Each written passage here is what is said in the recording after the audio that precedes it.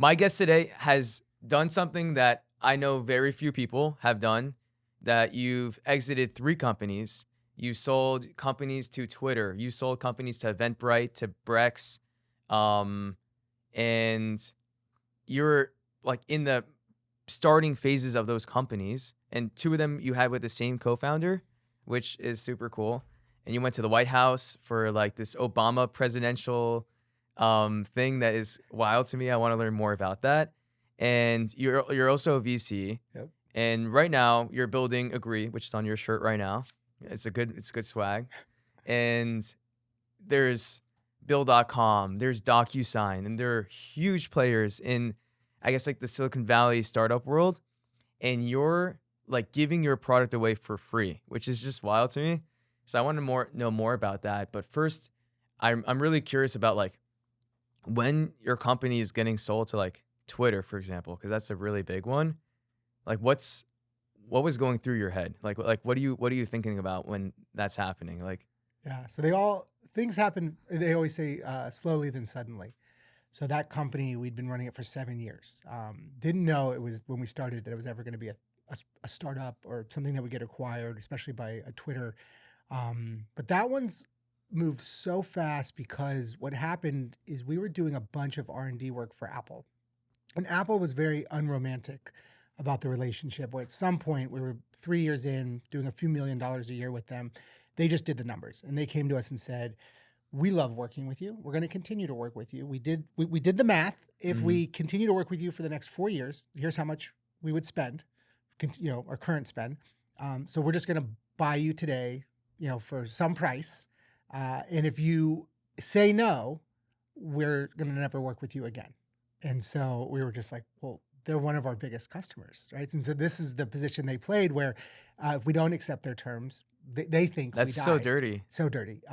But what they didn't know is that they were big and they're important, but we were already, and I think this is a brazen thing to say, but like we were already kind of tired of Apple. We're like 3 years in. Like our team's 12. Like we're a little exhausted. Like it's getting to the point where it's exciting, but it's not new exciting. Where were you based when you were building DC, this? In Washington DC. DC? But all of our clients were Silicon Valley. That also happened kind of overnight as well. Just because the world, I mean, we feel like the world's changing really fast There's now a with startup AI. scene in DC? It ebbs and flows. AOL starts there. So Really? America goes online in DC. So like that's important and that's critical. Twitter Search is founded out of DC. There's a few big ones. Living Social had a moment. Right now, is there anything Nothing. really going on there? Capital One's all we got, and that's Brex is basically out of DC right now. I hate to change the Yeah, flow, yeah. but we're already here. So I saw this article this morning that something like the New York scene is becoming too small for venture to really care about it right now. I think Is when that I think true? about that statement, what I really think about, we often talk in this space, and it's an important thing to talk about, so I'm not trivializing it, but the concept of privilege. White male privilege, especially in VC, is Mhm. predominant, especially over other That is the ethnicities, culture of yeah. VC. But if we take a step back for a second, we talk about true privilege. The majority of VC dollars are in US based startups. So, ethnicity, gender aside, being based in the United States, huge advantage, right? Mega advantage over everyone else globally. And then when you're in the US, all of that VC funding goes to 2 cities, New York and San Francisco. Mhm. But then, so huge advantage, right? Huge advantage if you're just a human being in the United States in one of these 2 cities. But then it's like 95% of that funding goes to one city, San Francisco. So if you're just a human being in the United States, in San Francisco, an enormous advantage over everybody else in the entire world. And And so that's why, like, I've seen, like, a shack selling for $1.2 yeah, million yeah, dollars. yeah. And then so, we just got to remember that, San Francisco is like 800,000 people. New York's 8 million, like huge discrepancy. But New York has things that San Francisco doesn't. One of them is just the diversity of people. So we have people that working in fashion, in finance, whereas in San Francisco, everyone's all in on AI, right? A lot of fintech, but it's not as nuanced as it is in New York. But yeah, if we're talking about statistics and probabilities, be in San Francisco. It's The so numbers just don't lie. it's so techy. Even when you come, like, from the airport, like, every billboard Yeah. is for the latest technology company, like, Intercom. And then I start seeing it now in, like, Williamsburg, and I start seeing it, like, in more of, like, the Soho meatpacking area, these billboards. Do you think there is bigger industry coming up in New York right now? for startups? I don't think being in New York holds you back. So I think if anyone ever said that, I think that's an excuse. But I do think being in any other city in the United States holds you back. What Being about in any other Miami? What about Miami? yeah, see, Big companies there. but I do think it holds you back. The Miami scene, it moves slower. It is stereotypically more about the events and the parties. So it's optically like things are happening. But San Francisco is one of those ones where you just walk into any coffee shop and someone's talking about the latest model. Someone's talking about the latest acquisition, latest JavaScript library. New York, that's not going to happen. There's a few coffee shops we know we can go to where you'll hear that conversation. But San Francisco, it's any random Starbucks, blue bottle, doesn't have to be a gourmet coffee shop. Like you could probably walk into a McDonald's and find one of the best world-class, AI engineers there. I mean, New York, like it's like Blue Bottle is startup. Yeah. Like Sweet Green is startup or private equity. So you were in DC. I want to go back to where you were. Yeah. So very unromantic threat from Apple. But I don't know much about Silicon Valley. I have a few clients there, but the word gets out, the M&A word. And I just get this email from Mike Brown at Twitter, mike@twitter.com, and says, Twitter wants to buy our company. I was like, oh, why? Happy to have the conversation. They fly us out. We get to hang out with Jack Dorsey. He takes us to get coffee at his favorite coffee spot or tea. With milk? He does. I don't believe he uses milk. Okay. No, sure, very traditional. This tea has milk in it. But he just lays out this vision for the future of Twitter. And what people would need to remember back in 2011, 2012 is Twitter is 140 characters, no images, no photos. They don't have their own native app. Somebody else has it. It's called Tweety. Or there's TweetDeck, but they don't have their own. So they're not mobile first, and they need to go mobile first. And that's everything we were doing for Apple was all futuristic R&D on the mobile side. And we've been doing it with Apple right around the launch of the iPad, the launch of the Apple Watch. So we were very good at that particular skill, and Twitter needed that to become a mobile first company. Kind of feels weird today to ever say that Twitter wasn't mobile first because they started on SMS. But if they were ever going to IPO, they needed ad dollars. If they were going to have ad dollars, you got to have an image and a video and an ad, right? In 2013, 14, going into 2016. So we had to help build that infrastructure. So it just worked out really well that we were never going to accept the Apple deal. We didn't like the spirit of how it came up. But then when Twitter popped up, we were big Twitter nerds. We were early on Twitter. I've been on it 19 years now. This October will be 20 years. I tweet probably 10 times a day, every day for the last 20 years. So that opportunity was just like life-changing. Why is it that people in the startup world love X and they love Twitter? I've been on it before. Yeah. Like I'm not that into it. Why are they so into it? It's generational. There's a significant age gap between the two of us where I've been on it for 20 years. What were you doing 20 years ago? 20 years ago? I mean, I was an early adopter on Discord. Yeah. Are you using Discord now? I don't know, because again, generational. I've been on Discord. I have an account, but I find it difficult. Like Notion, I know people love Notion. I'm gonna get blasted on this podcast for it, but like just I think I'm grumpy old man. Like give me my Google Doc, give me my Microsoft Word. But with Twitter, it was different 20 years ago. It was very closed. It was very tight knit. Also, right now, everything's political. Yeah. Where I think the tech figures are kind of getting mixed into the political stuff because that's what the platform is engaging on. Yeah, and then people know how to media outlets are like, oh my God, Elon Musk said this about this political thing. And so I use it mostly for BD. So I'm part of the problem now. I've made it worse. And what is that? Like business development. Like I'm mostly using it for sales, relationship building, but for business, not like personal. Who's anymore. in your DMs on Twitter? There's really great ones. Like my most famous DM that's important to me, especially as a early stage VC, is this guy Tyler, who runs Beehive, and he had started, or he was one of the first people to join Morning Brew here in New York. And I'd heard of Morning Brew. I was in San Francisco. Someone in New York said, "Hey, you've got to check out this newsletter. It's awesome." It's like, what the hell do I care about a newsletter for? And I was like, oh yeah, this is a really different. There's something different here. And so I was an early Morning Brew subscriber. And then I was just like, I like this crew. Like they're doing something different. And then they sold to Business Insider. And I had understood that Tyler Dank had created the product that powers all of that. And we were Twitter buds. just Mm-hmm. follow each other on Twitter, comment every now and then. Never met in real life. And one day he says something cryptic like getting ready to start my next new thing, and I just DM'd him right away. Said whatever it is, I'm in. Just jokingly. He wrote back LOL, and then that was it. Never heard from him again. I was like, oh, okay, maybe I'm not in.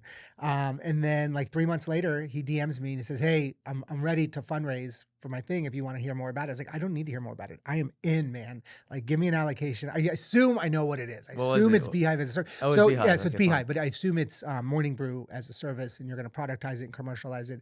And then that's exactly what he did. And we're just like, yeah, I wanted in that pre-seed, I wanted in that seed, and then it grew so big so fast that our check sizes were too small to even get into the A. So it's like I like that, like they've done so well that like I get boxed out as a small investor. What are some other investments that like have been the best ones that you've made, and how did you come about investing in them? Because a lot of people are like, how do I get a check signed? How do I get my company in front of a VC?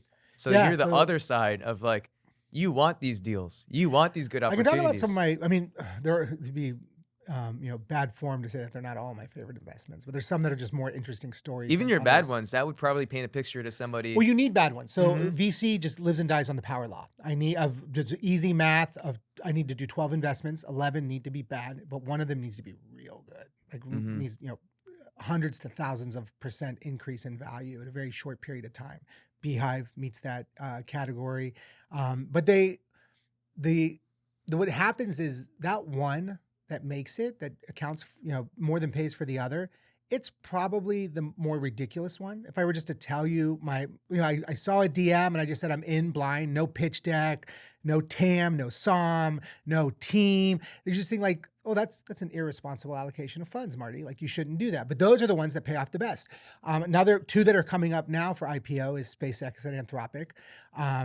I'm not cool enough to get in super early, but my thesis at the time, I get in at like sub 15 billion-ish valuation in both of those. Wow. But that's Are at those the the biggest 4 IPOs? years ago though, like that's as asinine as like investing in somebody in a DM without even hearing the pitch. It's like it's already too high. Like how are they ever going to be, how are they ever going to be bigger than that? And our thesis was, well, we're early stage guys. And you could say, well, $15 billion valuation is not early stage. But it's like, well, what if it's $1 trillion company? But that is a ridiculous statement to make 2, 3, 4 years ago. Today, Anthropic will IPO at $1 trillion. SpaceX will be 1.5 trillion. Like it's ridiculous. And so, but that means that the wild, crazy, ridiculous. Wait. bet paid So off. what's the current IPO?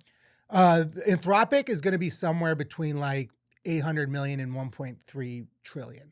And then 800 billion. Okay, I'm And like, then, that's a and then crazy range. SpaceX will be somewhere between 1.5 and 2 trillion. That's current So speculation. that means they need to beat those numbers to, No, that's to just be what profitable? the market suspects that they will IPO at. Like Oh, that's wow. what they'll go to market at, because that's what the market sort of dictates. I don't fully understand like IPOs. Does it mean that the next year they need to make more than they I mean, that's just the at that problem with the public evaluation? markets is you kind of always have to go up, and if you're not Mhm. always going up, then you're going to go down. You think it's So- actually worth that much money? Well, that was always our take, that they were always going to be worth $1 trillion companies because they would just be fundamentally game changing to the way that we live everyday life. And I think Anthropic's started to show that with how engineers write code, Everybody that loves powers the Claude, internet, like yeah, the MCP right? thing. So Everybody it's loves it. fundamentally changed like how we build on the internet. Like that, not a lot of people can claim that, right? And then with SpaceX, it's just like they've out NASA. They send more satellites. I think they're like 300 satellites from having put more satellites into space than all other entities in the world ever combined. That's crazy. And then It's like nuts. It's from one company. Starlink is going to be on airplanes. Is that Starlink, part of the yeah. same And company? then there's Twitter. Twitter's a part of SpaceX now. Really? So I'm still in Twitter. Oh, so it's a Yeah. massive all company. these years. Yeah. XAI, Twitter, Starlink, SpaceX, all together in one big. That's nuts. So what other companies do you think are out there that have not IPO'd yet that would be bigger? Or That's a are tough there? one, right? OpenAI is a famous one to sort of pick on. I don't Mhm. know if it'll be bigger than Anthropic these days, but it's another one where it changed a lot of things. Do you think they should have went public earlier? I don't know. I think there's just a lot of things that precluded that. Elon in the lawsuit was one of them. And I think that was intentional on Elon's Mhm. side, trying to slow them down a bit. It's like the 'Cause I think classic. he wanted SpaceX to It's go the first. classic like you ever watch Silicon Valley? the TV Oh show. yeah, loved it. It's Loved like it. the Belson suing Pied Yeah, Piper type play. yeah. It's like they literally. I was Yeah. To rewatching an me, it's episode. not about the lawsuit. It's about the ramifications and the implications of a lawsuit. So slowing them down, because that means Do they have a rivalry? well them that two? oh yeah, yeah, huge rival because Elon's a co-founder of OpenAI, but it's like that would take a whole podcast to get into that. But xAI will be the first sort of AI company to go public through SpaceX, so they'll get first dibs, and then Anthropic, because SpaceX was slowed down, will be second, and OpenAI will be third, which is not where OpenAI wants to be. They want to be the leader. They want to Yeah. be first. Do you So- think we're at the beginning stage of the real, like people talk about AI bubble, like once a company goes public, then they can actually create that. Do you think that's going to happen? Create what? Sorry. Like 3 years from now, will the markets just like implode? Oh no, I don't think so.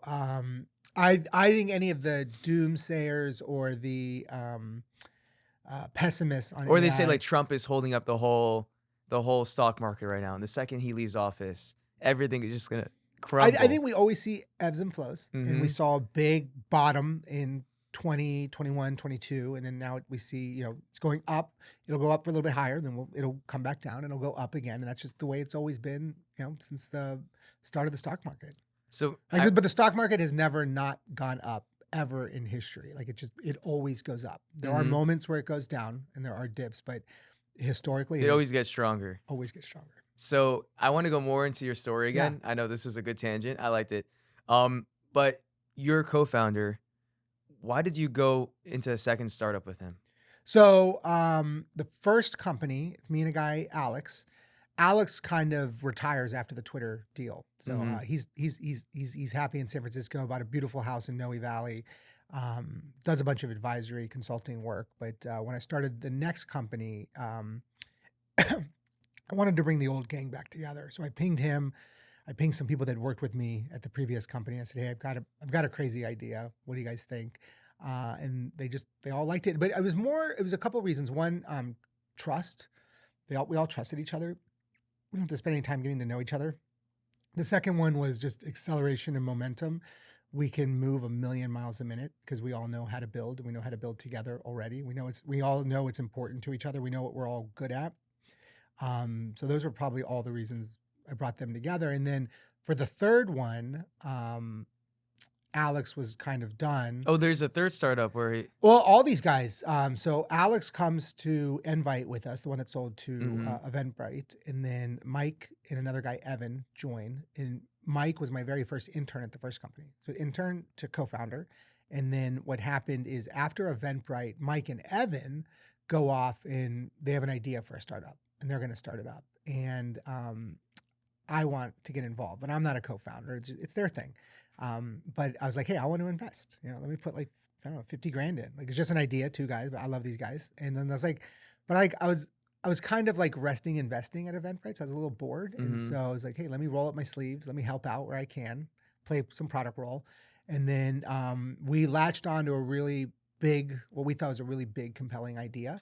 And that big, compelling idea eventually became what's the infrastructure for Brex spend management today. And so they acquired this company, and we went in to help that team build out the first versions of spend, starting with bill pay. And this is before Include? no, this is after. Okay, This is fine. before Agree, though. And then we did that, and then a few of us, we stayed at Brex for a bit. Evan stayed the Wait, longest. so how did it feel after doing 2 companies with him, and then he started one with your first I liked intern? it. No, because it was one of those like, it feels like a special moment where they don't need Marty. They can go. They have their own great ideas, and they can go build this thing on their own. I like that they let me tag along. So Do you think ego gets into business too often? Like, Oh, for sure. Which is why I think, to the spirit of your original question, I love like with Agree, when I'm ready to start it up, and I ping Mike and Evan, now a decade and a half later, hey guys, you ready for another one? And they're Oh, like, really? yes. What I know there, you're getting the Avengers back together. to survive this thing though, you've got to move fast. You've got to be aggressive. You got to do these things that'll sometimes rub certain people the wrong way, and they might use bad words to describe you. They might call you a jerk or an asshole or any number of things. But I know it deep down at the end of it all, I'm not that bad. I'm not that bad to work with, because these dudes, they're signing up for it again. Like, unless they've got some like psychological issue, what are they doing? And so it makes me feel better about my own self, where it's like, okay, they've signed up, they want to do it again. We're back in it. Cause it's not the 0 to 1. It's not easy. Like you butt heads, you argue because there's no right answer. We're trying to be disruptive. We're trying to do something no one's ever done before in a way that no one's ever done it before. So Mhm. we can't get into a room and be like, oh, it's A or it's B. No one knows. There's no case study for this. We're making it up as we go along. And if we survive it, there will be a case study at the end of this, and it'll be our case study. Do you think that you mentioned that you have the skill now to push forth in the startup industry? I have When the confidence the now. I don't know if I have the confidence. skill, but I've Are, I've is survived is it enough that like I can jump off a bridge but blindfolded you and meant feel you pretty good that I'll mentioned survive it. you mentioned a few things like Yeah. I don't know if you said grit explicitly or you said something, but like are there any skills that someone needs to start a business?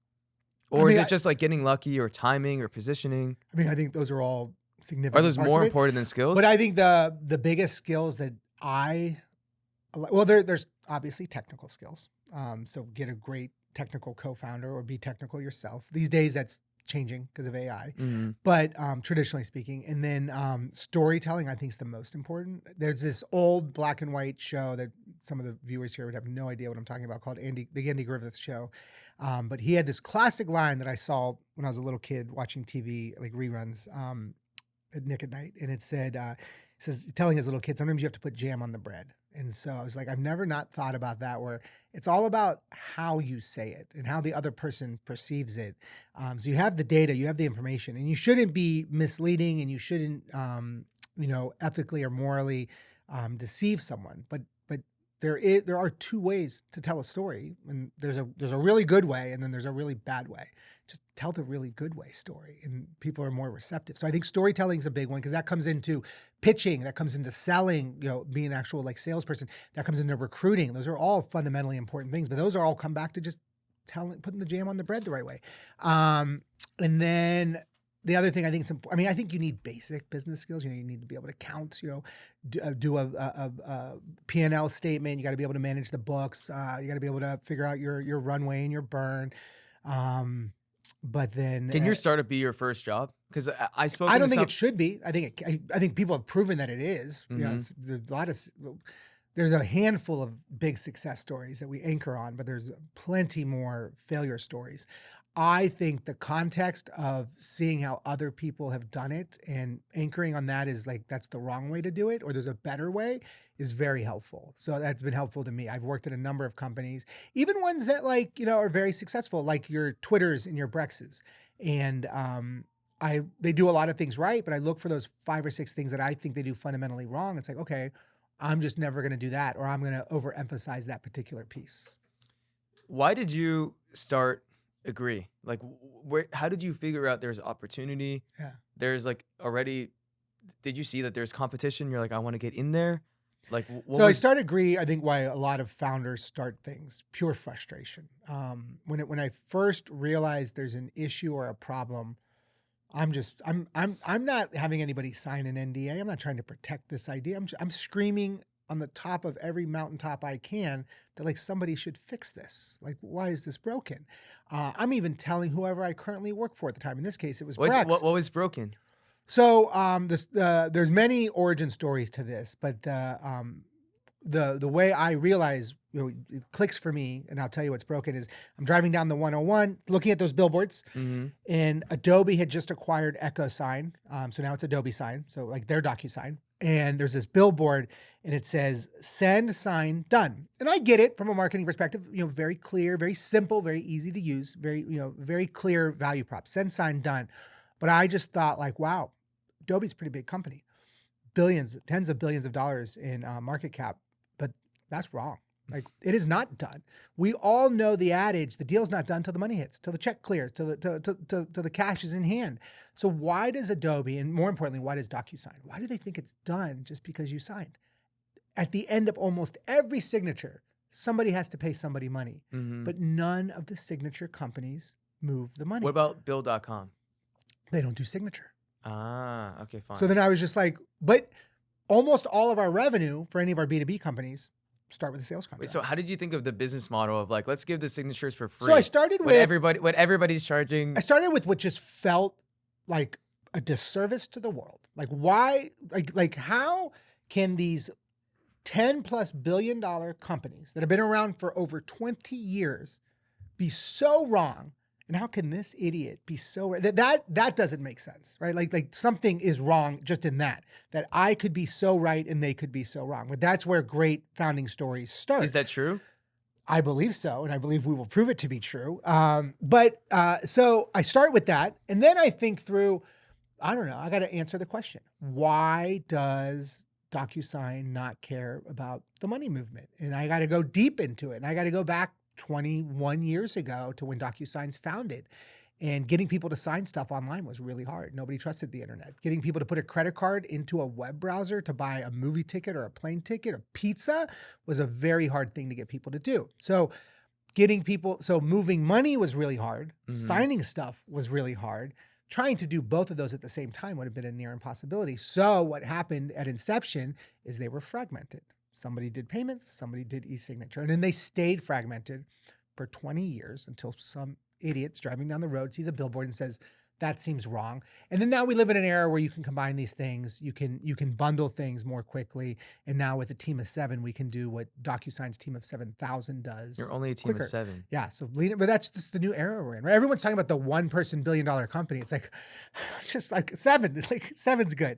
I'm impressed with 7. But yeah. How's revenue right now? Is it comparing to these big companies yet? No, because we only launched 18 months ago, so we have 115,000 users. There's like that's a lot. That's first of all, I'm pretty happy with it. And there's there's almost 300 million in invoice volume queued up on the platform.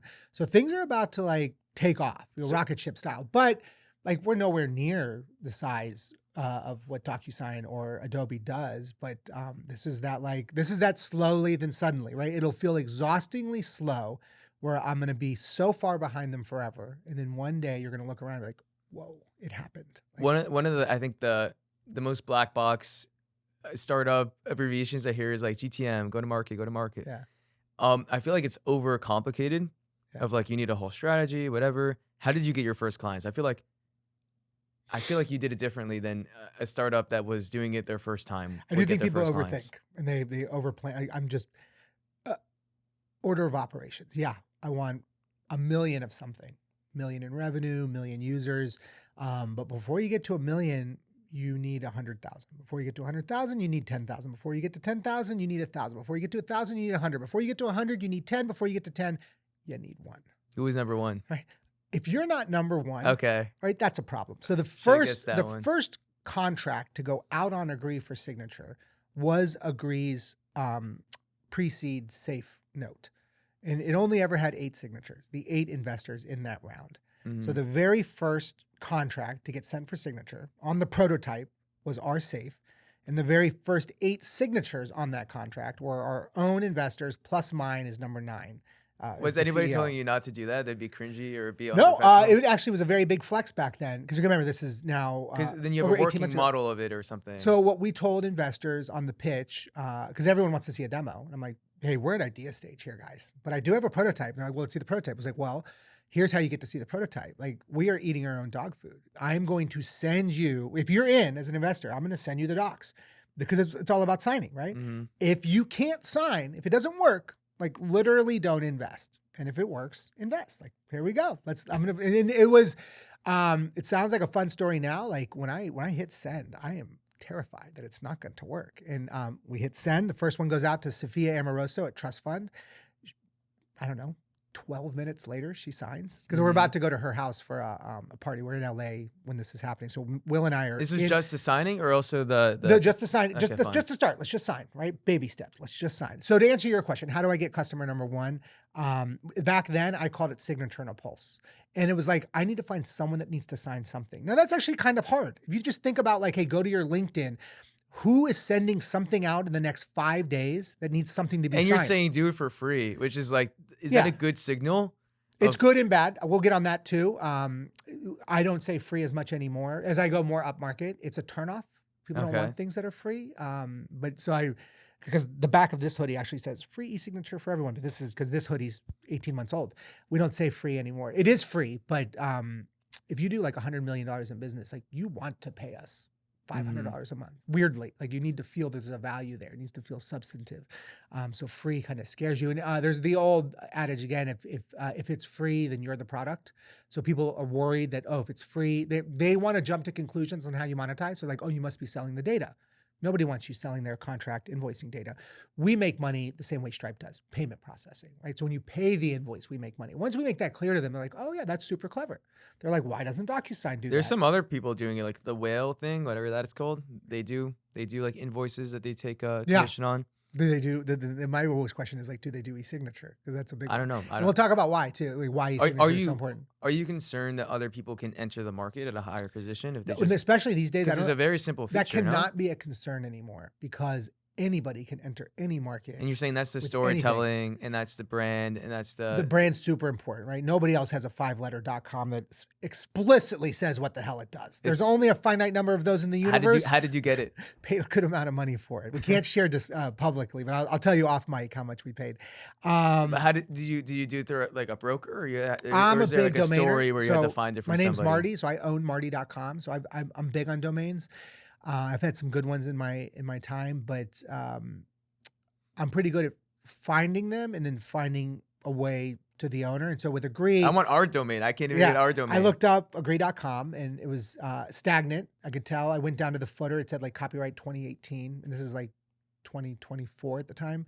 So I was like, okay, they're not using this thing. And what I know about websites is a B2B website at least needs a privacy policy. And so I go to that privacy policy. And I know in a privacy policy, you need to have a business entity and you need to have an address. That's just a law in the US. So I go into that privacy policy, I look, I find that business name, I find that address, then I track down the owner of that business. I find their contact information and then I find him on LinkedIn and then I just pester the heck out of him until he's ready. Was he like ignoring you or he was receptive? He's a higher net worth individual. So the money didn't necessarily move the needle. So this is where the jam on the bread was very important. The ultimate, so I knew that I think the biggest mistake founders make when they're trying to acquire a domain name is they'll go into something like Agree and be like, I'll give you $10,000. You're not getting Agree.com for $10,000. Maybe one person gets lucky, right? 1 in a million. But like what you're gonna do is just turn them off and they're never gonna answer you again. So you got to go in with a realistic number. There's scarcity there also. Like so I gave him my big number, obviously 6-figure plus. And I told him like, I will wire you the money like right now, like from my personal account, like no haggling. And he wrote back and said, no, but you're close enough. I'll take a call with you. So that's what did it. And then, but ultimately we did go back and forth for like 4 months. The jam on the bread was me telling him, realizing that it wasn't the money that was going to move the needle. I laid out the vision, what we're going to build, why this thing is special, and that he, right here in this moment on this podcast, will always be a part of that story because he had the domain and he made this thing come to fruition. And so as this thing goes and takes over DocuSign, he will be a part of that origin story and he will be an important part of it. And do you know the people from DocuSign? We do know the original founder. He did reach out to us. He's user number 444. He has a very cool user number. And he had some very nice things to say. Basically, TLDR is that he always believed that signing and payment should be interconnected. And he really liked the interface and the product that we'd built and said, congratulations when we did our first launch. So that was like awesome to see his email come through. And he didn't know us. He just emailed on the footer, it says support@agree.com. He just he clicked that button and emailed support. I was like, that's cool. That's pretty cool. And I guess you were mentioning some like mistakes that you see founders make. Yeah. Are there other mistakes that you see people make all the time, or like people that you invest in that make mistakes? First time founders, they always rush to build the team. They always think that well, you do need that strong team slide, but they rush. They find, they go to some co-founder meetup thing. So the ones that don't work out are always those. Generally speaking, it is a founder that is non-technical. These days they say they're technical because they have a cloud account, but like you have to have an intimate understanding of the underpinnings of sort of what's happening and the code behind. Those ones almost all fail. That's not always true though. Like so we've got a few founders in our fund that are not overtly technical by nature, and they're still successful. But generally speaking, if you just look at the data, it's mostly those ones. So first-time founders that rush to build their team, just trying to get names on a slide, and then are not technical themselves, are dependent on some third-party agency or freelance CTO, sort of some like fractional CTO to help build their Hmm. stuff. And they've got 4 or 5 other clients. And I've just met these founders, where even ones here in New York, where I try to help. I'm not like an official advisor, but like they can ping me, they can text me whenever they want. And it's just like, yeah, we're trying to launch, June 1st, June 1st. I'm like, it's June 2nd. Like, you've been saying But I June I feel 1st. like that's a characteristic that like the industry kind of pushes for. Of like you got to be relentless. You got to be. Yeah, You but got they to have just that. there's just a certain point where when so the problem is when you meet somebody for the first time and they're relentless and they're just like, yeah, I'm building this awesome thing. It'll be launched in 30 days. That's cool. That's awesome. Hmm. When I've now known you for 2 years and it's always been 30 days, I'm like, what are you doing? Mm. What the hell are you doing? Like, it's just too much time's gone by. Like you're not relentless, actually. You talk a good relentless game, but why is it always 30 days from this moment of this conversation? Like, I don't think you realize you've been telling me the same story for like almost going on a year or 2 years now. And these are people that want your investment. And Sometimes it starts that way, and and you I'm know very them that candid with them. well. Like, hey, it's not going to happen. Like, Hmm. I don't see it. If you hit certain, milestones or metrics, like I could be convinced.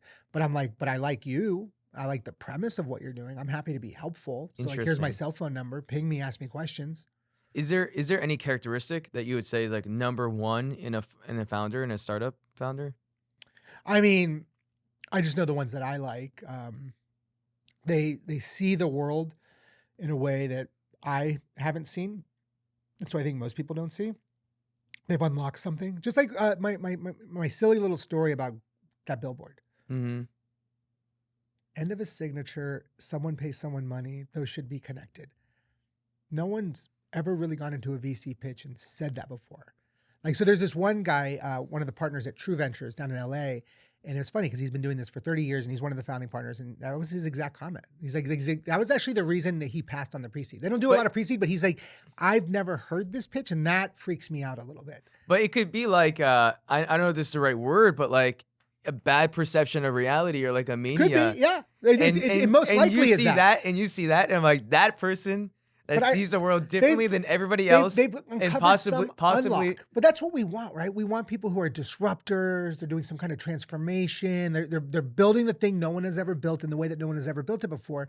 And then what I get frustrated with on the VC side is we ask them once we've asked, first we require that. Be disruptive, be transformative, do the thing no one's ever done in the way they've never done it before, and do it faster than anyone's ever done it before. So do all that. But then when you're ready for my investment, make the deck the way everyone makes it. Pitch your company the way everyone pitches it. So Hydromania. Yeah, so it's like Don't be make super that so clear. contrarian, but then be super conventional when you pitch it to me. Like, that doesn't make sense. This person needs to be radical with everything they do. The idea needs to be radical. The team needs to be radical. The execution needs to be radical. And the way they pitch you should probably feel a little radical. Is the standard too high? Are there actually that many companies that are like worth investment? No, but there's that many companies who are looking for investment. And that's why the VCs like the conformity. It's easier for them to sift through 100 pitches a week. What's like if they're all the conform. I want to hear more about like the VC drama, like the culture. Like it sounds really, it's been on TV shows. It's been publicized. Some people say like they're very big egos. They're very extravagant. They spend money on ridiculous things. Is that real? I mean, I think, well, one, I think when we say VC in the context you're saying, we're talking about I'm not saying the partner, like general partner, you of or- like a big fund, like a Menlo and A16Z. And then in my context, I'm a tiny little GP in a tiny little fund that makes small checks, but gets the opportunity to invest in really cool companies like an Anthropic or a Beehive.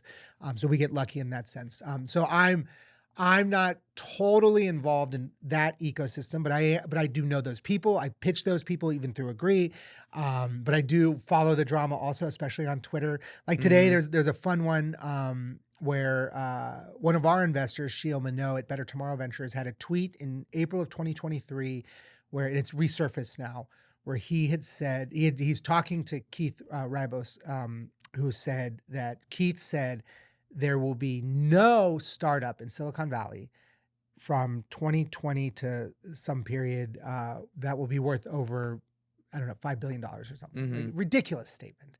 And so Shield, again, 3 years ago says, I'll bet $100,000 that you're absolutely wrong. And now today, like Anthropic's about to go IPO at $1 trillion. It has started during this And they're time about period to in which collect. Keith is like, so like, does Keith really believe that? Is Keith just doing engagement bait? You know, are the VCs just like, is it fun to watch them kind of bicker back and forth? Like, I think for a lot of us, it's entertainment. But I think Would the you say bigger thing that's is you're asking these people like Keith, Shields, all of them, like to take these wild swings. Like Anthropic, you know, it's like, is it the smart? Because it's a group of folks who leave OpenAI to go start this company. So, Mhm. are those the misfits in a good way or in a bad way? Are those is that the leftover garbage from OpenAI, or is that the treasure that's leaving OpenAI? Right? Nobody knows day one. Today, now that we have Claude and Claude Cowork, like it obviously makes it. Anthropic's awesome, but day one of Anthropic, maybe the dumbest investment you could ever make. So with all these like massive companies coming out of the startup scene, is it harder or easier to build a massive company, $1 billion company now than when you were building what was your first one? Include? Yeah, I mean, they say it's easier. They say that the talk of the town is the They're one like person AI $1 is billion company. Yeah. enabling. But I think the fundamentals are still really hard because let's just say it is easier. That just means the competition is higher, the noise is higher, right? Your signal has to be greater. So you can't follow the old playbook because that playbook is now part of an LLM and everyone has access to it. So I do think creativity, ingenuity, inventiveness, these are all very human characteristics Is that there an a AI can't playbook? do. Is there actually a playbook I that think everyone's got some version of their own. You know, for me, it's see the world in a way that no one's find the edge, find the wedge, find your differentiator, create a really remarkable brand that stands on its own, and then be relentless in that. For me, it's knocking on doors. We talked about that. How do you get to that first user? Like I go down LinkedIn and beg, like Mhm. knock on, like I'm asking anyone, like, hey, do you have like a rental property you're about to like sign a lease for? Can you use Agree for the love of God? Like, can you just like make up an NDA to somebody so that you can sign something, please? Like, Is I'm that just why you're begging so you. responsive to my LinkedIn? Yeah. Oh yeah. Well, because You I'm felt a that? big believer now that I'm like 20 plus years into my own career. Um, I have to treat every opportunity like it's going to be a game changer because I just don't know when, right? I don't know because the age difference between you and I, you know, what will you do in 20 years from now? Like it could be like really important. Like I might not. You think about those things? Oh yeah, because I've just seen it play out. So I talked about that first intern. Thankfully, I Mhm. treated him really well because he's become fundamentally important to my entire career, Michael Dick. But then I had this intern named Lauren Moon, who's maybe like 4 interns later. And she was awesome. She was great. And when her internship was over, she's from the Bay Area, but we were in DC. She went to college out there. And she's like, hey, I'm going to go back. I just want to go back home. I was like, well, do you want to work, you know, like remote? Like, we'd love Mhm. to keep working with you. She's like, no, I think I'm just going to go like do the Silicon Valley thing. I was like, cool. Um, 4 years goes by. We sell to Twitter. I work at Twitter. I go to the White House. I get this idea for this new company. I'm looking on LinkedIn. Lauren Moon is working at Eventbrite. No And I'm way. thinking about building this Eventbrite killer. So I DM her and I'm like, hey, Moon, what's up? How's it going? I jokingly say to her, hey, when we put Eventbrite out of business, don't worry. Like there'll always be a job for you. Like just, you know, being a jerk. Cause like day one, like we can't touch Eventbrite. They're too big. They're too powerful. But she laughs. What was the idea behind that? Was it a joke? Was Just it being funny. Okay, Just being fine. funny. Poking. You know, Mhm. her and I haven't hung out in a bit because every time I go to San Francisco, I see her. So we were close. Are but there boundaries in the not with her. She's I don't know what the political term is, but she's a bro. Mhm. Like we're like love we're that. like brothers or you know best Mhm. friends. So we're very close and we can be very close with each other in how we talk. But so I can poke at her, she can poke back, and so I just make this quip. She laughs and she goes, "Oh, you know, I am actually I become friends with the VP of strategy here. Do you want me to like send them what you're building?" I was like, I'm a no NDA person. I'm like, yeah. I'll send them every trick I got up my sleeve, everything I'm thinking of. There's no way Eventbrite will build this or execute on this. If anything, if I need Eventbrite to say this is like the dumbest thing they've ever seen, then I know I'm onto something. Right? If Eventbrite says this is genius, it's too obvious. Too Mhm. obvious. So I send it to her. She sends it to this guy, Randy. So this is like how small the world is and why everything matters. Lauren's just an intern. The just an intern is now at Eventbrite talking to this human being who is leading M&A over there. I don't know that. He's just the VP of strategy. I didn't know that that also included M&A because they don't do a lot of M&A at Eventbrite. Mm-hmm. But he's also, a few years later, going to become the chief financial officer. And that'll be very important when it comes to M&A. I don't know all this, obviously. I'm just take a meeting with anybody. And so he offers to fly us out. He's like, hey, I kind of like dig what you guys are doing. I dig you guys. You want to come out to Eventbrite, meet Kevin Hartz, the founder, and like, our CTO. I was like, yeah, of course. But I'm also just thinking, free flight to San Francisco. I'm in, man. That's crazy. Yeah, I'm cheap. So they fly us out. I didn't realize this. The day that we have the meeting is April 1st. So as I'm walking down Market Street to their office, I'm thinking, oh, it's April Fool. Is it? Are they fucking with us? Like, do they do that? I don't know Silicon Valley You enough. don't Like, know if it's is that like a thing? a Like, I think it's huge messy. Yeah, play. because the only reason I thought this, That would be crazy. what Randy said was, book all your travel, send me the receipts, I'll reimburse you later. So I was Oh, like, oh, damn. Because I got that business class seat too, and I got the nicer hotel. It's like, shit. that'd be crazy. Yeah, I would have stayed at the Courtyard if I knew I was going to pay for it. No, so they didn't. I mean, it was a real meeting. So we are in there with Kevin Hartz and Randy. And then 2 years goes after that meeting when they actually make an offer to acquire us. So glad I took the meeting, glad I met them, glad I stayed in touch with them, I picked on them like I do DocuSign, but I was a little more respectful with it because we were closer. and I You're a met them long in game person. guy. Yeah. Oh, always. Because you have no idea. You have no idea where these things are playing. Like some of our LPs. I'm a very short term gain kind of person. How do I change my brain into like I'm always I like honestly think and you it's say, unfortunate. and you can't say things similar like Yeah. I want that first client. I don't want the 100,000 clients. I don't want the million Yeah. clients. I want that today. Well, because I just know that agree is not what I'm going to be done on. I'm going to do a million things after agree. We're going to take agree all the way to the finish line, but I'm not going to be done. I'm going to keep working. And I think knowing that and knowing that some of the most important relationships take time. So Lauren's fourth intern, I'm really lucky with interns. Sixth intern, 2 interns after her is this guy, Ian Storm. Real quick story on him. He leaves the internship, goes to San Francisco, same thing, wants to work. He wants to start a startup. He gets into this little thing called Y Combinator. Back then, I think they gave you like $25,000. It was next to nothing. What is it now? Well, I'll tell you. Oh, like, I don't know, 750,000. It's enormous from back then. Don't quote me on that, but some ish. But Ian meets these 4 housemates off of Craigslist, starts a company with them. Worst way to meet your co-founders. They burn through all the money. They get into YC, but no one heard of YC back then. So it was like cool, but it wasn't like cool. And they burn through all the money. They got to pivot. Ian comes up with this crazy idea, trying to solve a problem that he had when they were building this company. And they pivot to that. That thing is called Segment.io. Today it's called Segment.com, but it got bought by Twilio for $3 billion. Whoa.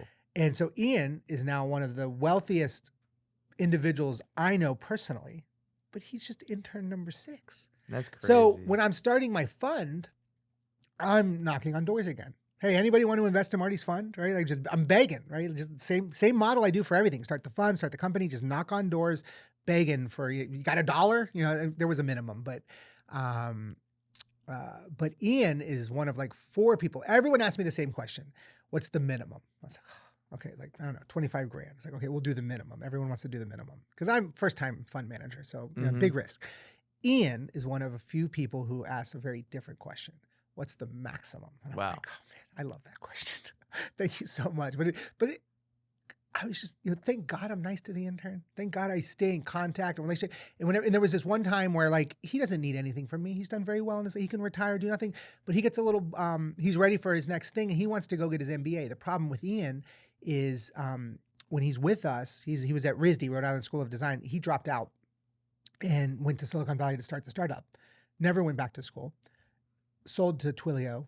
Didn't stay at Twilio. So he's never had a job other than my internship. That's crazy. So when he wants to go get his MBA, you need to be.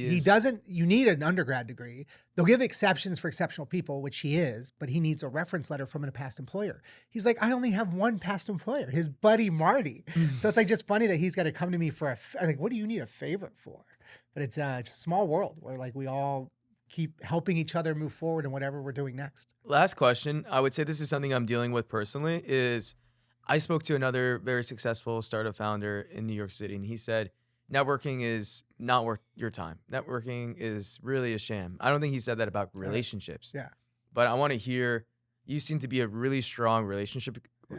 relationship guy. Maybe not like the networking where you meet them for 10 minutes and you're like, forget about them. Put them on a CRM and whatever.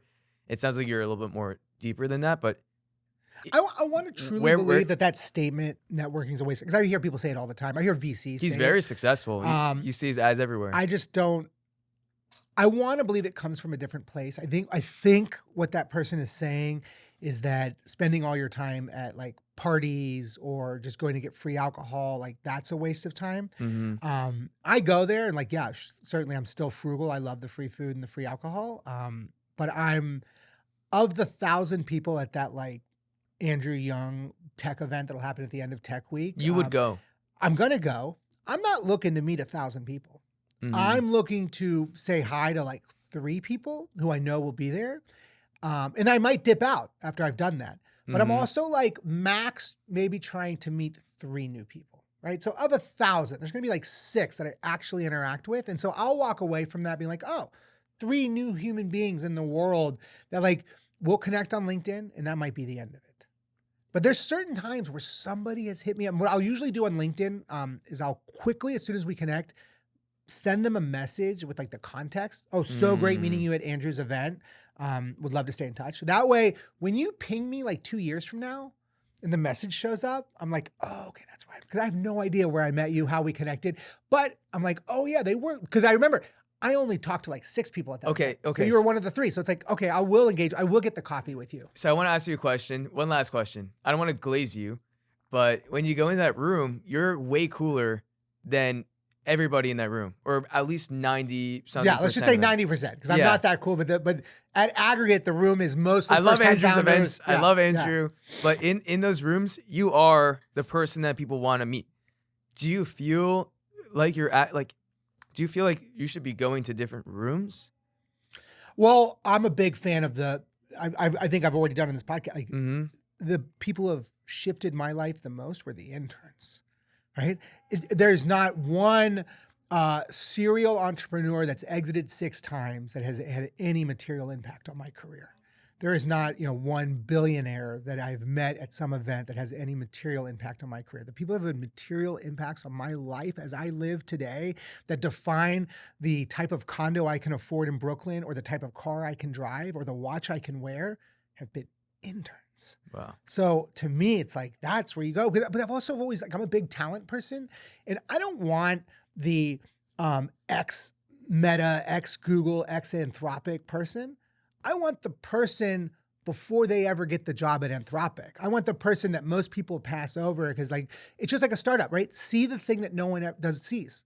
I want that same thing in talent. See the talent that no one else sees. I think that's a very unique skill and it plays out everywhere, not just in building our companies, but building our teams. And also a much better relationship because it's not like it's transactional or based on anything transactional. 100%. Yeah. It was So I based try to on make something none of else these. that you found. That's probably my instant like disqualifier for someone where it's like instantly transactional, where like you can just tell it's like tit for tat. They want something out of it. And there's sometimes where like, yeah, sure. If you're the, executive vice president at JP Morgan Chase, I'm down for transactional. There's probably some shit I could use over there real quick. And so they want something and I have to very quickly find out what my value is to them because we're doing a big partnership with them. And then I very quickly want to make it clear to them what I believe their value is to me. And then if we're both on the same page, let's do something together. But with other people, it's like, I don't want you really asking for anything and I don't want to ask for anything, but if you need something, let me know. And then, time will tell. Well, thank you, Marty, for being here today. I know that you're jumping around the city with Tech Week and yeah, this is super valuable information for me personally, especially like networking and I hope this was helpful for anybody watching and thank you for being here. Yeah, man. Thanks for having me.